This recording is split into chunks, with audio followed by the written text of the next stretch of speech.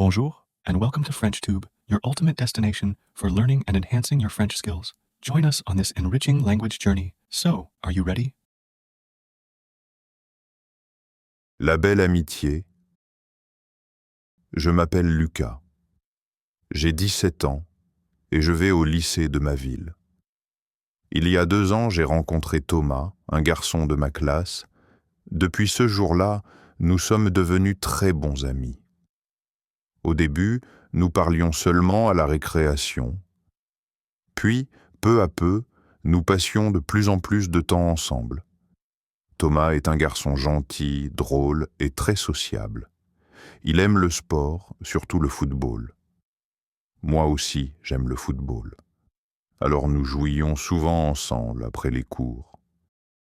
Le samedi, nous allions au parc avec nos amis pour faire un petit match. Parfois, nous allions aussi au café du coin pour boire un chocolat chaud et parler de tout. L'école, les professeurs, les filles, nos rêves pour l'avenir. Je me sentais vraiment bien avec Thomas. Je pouvais lui dire tout ce que je pensais, même mes secrets. Il écoutait toujours avec attention et me donnait des conseils. Une fois, quand j'étais triste à cause d'une mauvaise note, il m'a encouragé et m'a dit « Ne t'inquiète pas, Lucas, tu vas réussir la prochaine fois. » Ces mots m'ont fait du bien. J'avais confiance en lui. Nous faisions beaucoup de choses ensemble. Les devoirs, les jeux vidéo, les promenades en ville. Quand un de nous avait un problème, l'autre était toujours là. Mes parents connaissaient Thomas et l'aimaient beaucoup. Ils disaient souvent « C'est un bon garçon, ce Thomas. Vous avez l'air de vrais frères. » Et c'était vrai. Je le considérais presque comme mon frère. Un jour, il m'a même invité à passer un week-end chez lui. Sa famille m'a très bien accueilli. Nous avons regardé des films, cuisiné des pizzas et ri toute la soirée. C'était un moment très heureux. À l'école, tout le monde savait que Thomas et moi étions inséparables. On nous voyait toujours ensemble dans les couloirs, à la cantine ou dans la cour. Nous faisions nos présentations orales à deux et nous avions presque les mêmes notes. Je pensais que notre amitié durerait pour toujours. Pour moi, Thomas n'était pas seulement un ami, il était une personne importante, quelqu'un de spécial dans ma vie. Quand je pensais à l'avenir, je m'imaginais toujours avec lui, encore amis après le lycée, peut-être même à l'université ensemble. Je ne savais pas, à ce moment-là, que tout allait changer, que la personne en qui j'avais le plus confiance allait me blesser profondément. Mais à cette époque, je ne pouvais pas imaginer la trahison qui m'attendait. Pour moi, notre amitié était parfaite, solide et sincère. Nos moments ensemble, Thomas et moi passions beaucoup de temps ensemble. Chaque matin, nous allions au lycée à pied. Nos maisons étaient proches, alors il venait souvent me chercher devant chez moi. Nous parlions pendant le trajet de nos devoirs, de nos professeurs et parfois de nos rêves pour l'avenir. C'était un moment tranquille avant les cours, juste entre nous deux. À l'école, nous étions dans presque toutes les mêmes classes. À la pause, nous mangions ensemble à la cantine. Parfois, nous échangions nos desserts. Thomas adorait le flan, et moi, je préférais les fruits. Alors, on faisait un petit échange, et on riait en disant « Voilà, comme ça, tout le monde est content ». Après les cours, nous aimions aller au parc. On s'asseyait sur un banc, on écoutait de la musique et on regardait les gens passer. Parfois, on faisait des vidéos drôles pour nos réseaux sociaux. D'autres fois, on parlait sérieusement de nos familles, de nos peurs, de nos projets. Je sentais que je pouvais tout lui dire. Le week-end, c'était encore mieux. On jouait au foot avec d'autres amis du quartier. Thomas était toujours le capitaine de notre équipe, car il était fort et plein d'énergie. Moi, j'étais le gardien, et il me disait toujours « Lucas, tu es le meilleur gardien du monde ». Ça me faisait rire, mais au fond, j'étais fier. Il venait aussi souvent chez moi, ma mère préparait des gâteaux, et nous les mangions devant la télévision. Mon petit frère aimait beaucoup Thomas, car il lui apprenait à jouer à des jeux vidéo. Mon père disait que Thomas avait une bonne influence sur moi, car depuis que je le connaissais, j'étais plus motivé à l'école. Nous faisions aussi nos devoirs ensemble. Quand je ne comprenais pas une leçon de mathématiques, Thomas m'expliquait avec patience. Et quand il avait besoin d'aide en anglais, c'était à mon tour de lui apprendre, nous formions une bonne équipe. Je me souviens d'un jour particulier. C'était avant un grand examen. Nous étions très stressés, alors Thomas a dit « Allez, on fait une pause. On va au café du coin, comme d'habitude. » Nous avons pris 2 chocolats chauds et parlé de tout sauf de l'école. Ce moment m'a beaucoup détendu. Avec lui, même les jours difficiles semblaient plus simples. Parfois, nous rêvions ensemble de l'avenir. Nous disions « Un jour, on voyagera, peut-être en Espagne ou au Japon. » Ces discussions me faisaient un sourire. Je croyais vraiment que rien ne pourrait nous séparer. Pour moi, l'amitié avec Thomas était un trésor. Chaque souvenir, chaque rire, chaque regard de complicité comptait beaucoup. Je pensais que notre lien était fort, honnête et vrai. Mais parfois, la vie change sans prévenir, et certaines amitiés aussi. Le début du changement, pendant longtemps, tout allait bien entre Thomas et moi. Mais un jour, j'ai commencé à remarquer quelque chose de différent. Ce n'était pas grand-chose au début, juste de petits détails. Par exemple, il me parlait un peu moins qu'avant. À la pause, il allait parfois s'asseoir avec d'autres élèves sans me prévenir. Je me disais, ce n'est rien, il veut juste parler avec d'autres amis. Mais au fond, cela me faisait un peu de peine. Avant, nous faisions tout ensemble. Maintenant, il riait souvent avec un nouveau groupe d'amis que je ne connaissais pas très bien. Un jour, je suis allé le chercher le matin, comme d'habitude, pour aller au lycée. Mais il m'a envoyé un message. « Désolé Lucas, je pars déjà avec Paul. À tout à l'heure. » C'était la première fois qu'il faisait ça. J'étais surpris. Paul était un garçon populaire de notre classe, drôle mais parfois un peu arrogant.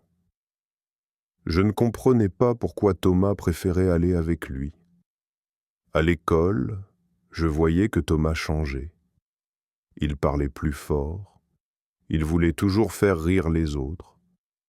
Quand je lui posais une question, il répondait vite, sans vraiment m'écouter. Il semblait pressé, comme s'il n'avait plus le temps pour moi.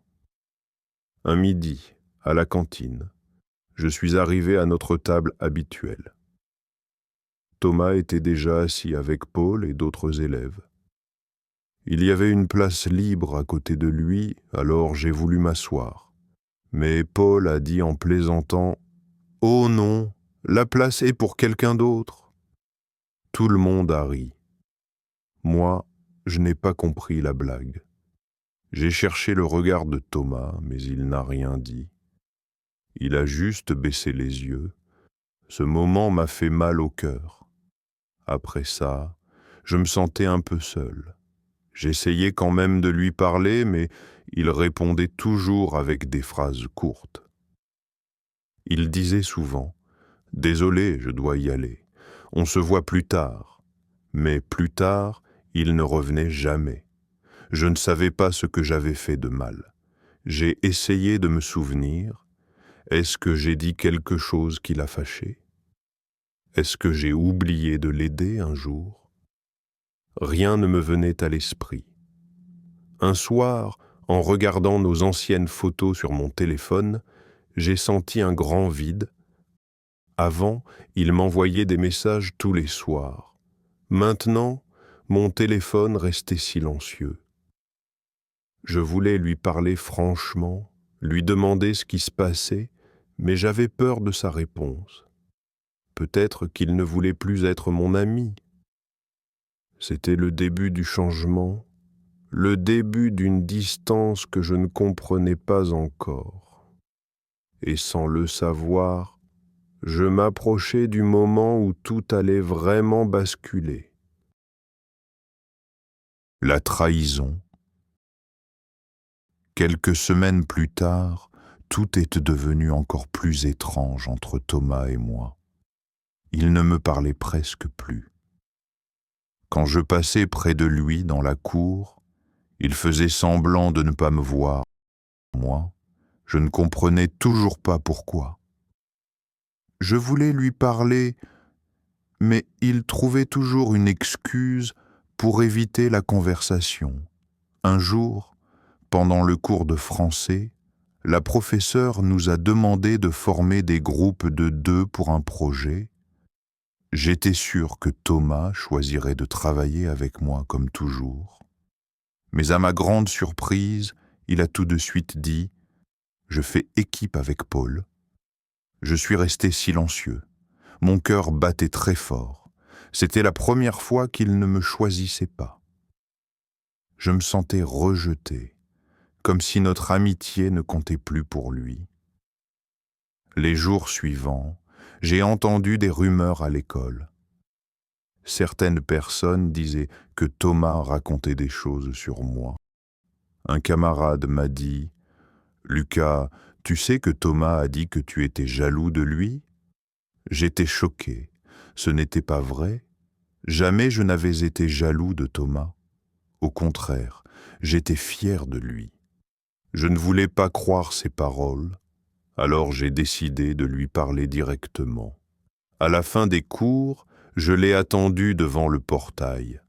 Quand il est sorti, je lui ai demandé calmement « Thomas, est-ce que tu dis des choses sur moi ?»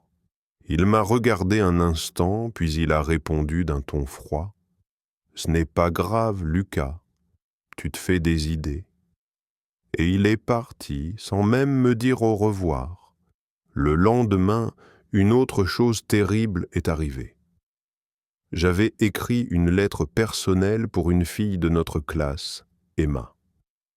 Dans cette lettre, j'exprimais mes sentiments. Je n'avais montré la lettre à personne, sauf à Thomas, car je lui faisais confiance. Mais le matin, quand je suis arrivé au lycée, tout le monde riait. Ma lettre circulait dans le groupe de classe sur les réseaux sociaux. Je n'arrivais pas à y croire. Mon visage est devenu rouge. Je me sentais humilié. J'ai tout de suite su que c'était Thomas. Il était le seul à avoir lu la lettre. Quand je l'ai cherché du regard, il a détourné les yeux. Il ne riait pas, mais il ne disait rien non plus. Son silence était une réponse. Ce jour-là, j'ai compris qu'il m'avait trahi. Mon ami, celui à qui je disais tout, avait brisé ma confiance. J'avais mal au cœur. J'étais en colère, triste, perdu. Je ne savais pas comment réagir. Le soir, en rentrant chez moi, j'ai pleuré. Je n'avais jamais imaginé que Thomas ferait quelque chose d'aussi cruel. Notre amitié était finie. Ce n'était plus le même garçon. Il m'avait blessé plus que je ne pouvais le dire. La douleur et la déception.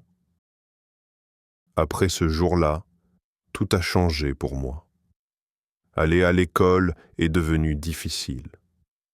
Chaque matin, j'avais une boule dans la gorge. Je ne voulais plus voir Thomas. Je ne voulais plus entendre les rires des autres élèves qui se moquaient encore de ma lettre. J'avais honte, mais surtout, j'étais triste. Je pensais sans arrêt à ce qui s'était passé. Je me demandais pourquoi il avait fait ça. Pourquoi trahir un ami? Qu'est-ce que j'avais fait de mal? Ces questions tournaient dans ma tête toute la journée, sans réponse. Pendant les cours, je n'arrivais plus à me concentrer. Mes notes ont baissé. Même les professeurs ont remarqué que j'étais différent. Ma prof de français m'a demandé un jour « Lucas, tout va bien? Tu sembles fatigué ces derniers temps. » J'ai répondu que tout allait bien, mais c'était faux. À l'intérieur, j'étais brisé. Le plus dur, c'était de voir Thomas tous les jours. Parfois, il me regardait de loin, mais il ne disait rien. D'autres fois, il riait avec Paul, comme si rien ne s'était passé. Cela me faisait encore plus mal. Comment pouvait-il agir comme si notre amitié n'avait jamais existé? Mes autres amis essayaient de me soutenir. Julien, un camarade de classe, m'a dit « Laisse tomber, Lucas. Ce n'est pas un vrai ami. Tu mérites mieux. » Ces mots m'ont touché, mais la douleur ne partait pas. J'avais perdu confiance en moi et en les autres. Le soir, à la maison, mes parents ont remarqué que j'étais triste. Ma mère m'a demandé « Lucas, qu'est-ce qu'il y a? Tu ne souris plus. » Alors, je leur ai tout raconté. J'ai expliqué ce que Thomas avait fait, la lettre, les moqueries, tout. Ma mère m'a pris dans ses bras et m'a dit doucement « Mon fils, parfois les gens changent, mais tu ne dois pas changer à cause d'eux. Reste gentil, reste toi-même. » Ces paroles m'ont fait du bien. Petit à petit, j'ai essayé d'oublier. Ce n'était pas facile. Chaque coin du lycée me rappelait un souvenir avec Thomas. Le banc dans la cour, la table à la cantine, le terrain de foot, tout me semblait vide sans lui. Mais avec le temps, j'ai compris quelque chose. Ce n'était pas moi le problème, c'était lui. Un vrai ami ne fait pas de mal, même par erreur. Un vrai ami protège, il ne trahit pas. Oui, j'étais blessé, mais cette douleur allait un jour disparaître. J'ai promis de ne plus laisser quelqu'un me faire autant de mal. J'ai compris que certaines personnes entrent dans notre vie pour un moment seulement, pas pour toujours. C'était difficile, mais cette déception allait bientôt devenir une leçon importante sur la confiance et l'amitié. Une leçon de vie. Après ce que Thomas a fait, j'étais très triste et déçu. Mais avec le temps, j'ai commencé à réfléchir. J'ai compris que la vie n'est pas toujours facile et que certaines personnes ne restent pas toujours avec nous. Cela m'a fait réfléchir sur ce qu'est une vraie amitié. J'ai compris qu'un vrai ami est quelqu'un qui vous écoute, qui vous respecte et qui ne vous trahit pas. Ce n'est pas seulement quelqu'un avec qui on joue ou partage des secrets. C'est quelqu'un qui est là dans les bons moments, mais aussi dans les moments difficiles. Thomas n'était pas ce genre d'ami. Je me suis aussi rendu compte que je devais faire attention à qui je fais confiance. Avant, je racontais tout à Thomas sans réfléchir. Maintenant, je comprends qu'il faut prendre le temps de connaître une personne avant de lui confier nos secrets. Ce n'est pas méchant, c'est juste prudent. Peu à peu, j'ai commencé à parler à d'autres amis. Ils étaient gentils et sincères. Avec eux, je pouvais rire, jouer et parler sans peur. J'ai découvert que j'avais encore beaucoup d'amis qui m'aimaient et me respectaient. Cela m'a fait du bien. Un jour, en regardant mes anciennes photos avec Thomas, je n'ai pas ressenti de colère. Je me suis dit que ces souvenirs faisaient partie de ma vie, mais qu'ils n'étaient pas tout. La vie continue, et il y a beaucoup de belles choses à vivre. J'ai compris qu'il ne faut pas rester triste pour toujours à cause d'une personne qui nous a blessés. J'ai aussi appris une autre leçon importante. Pardonner, même si c'est difficile. Je ne veux pas oublier ce qui s'est passé, mais je ne veux pas non plus rester en colère. Pardonner, c'est pour soi-même. Cela permet de continuer à avancer sans porter de poids sur le cœur. Grâce à cette expérience, je suis devenu plus fort. Je sais maintenant ce que je veux dans une amitié et ce que je ne veux pas. Je sais aussi que je peux toujours faire confiance aux gens qui sont sincères. Et surtout, j'ai compris que perdre un ami qui nous trahit n'est pas une fin, mais un nouveau départ. Aujourd'hui, je continue ma vie avec mes vrais amis, nous rions, nous jouons, nous partageons nos secrets. Et chaque jour, je me rappelle que l'amitié est un trésor précieux. Il faut la protéger, mais aussi savoir la respecter. La trahison de Thomas m'a fait beaucoup de mal, mais elle m'a aussi appris une leçon importante. Dans la vie, certaines personnes ne restent pas, mais les vraies amitiés durent. Et moi, je suis prêt à vivre et à apprécier ces vraies amitiés. This is the end of the video. If you like our method, please hit the subscribe button and turn on notifications to stay updated with the latest learning videos.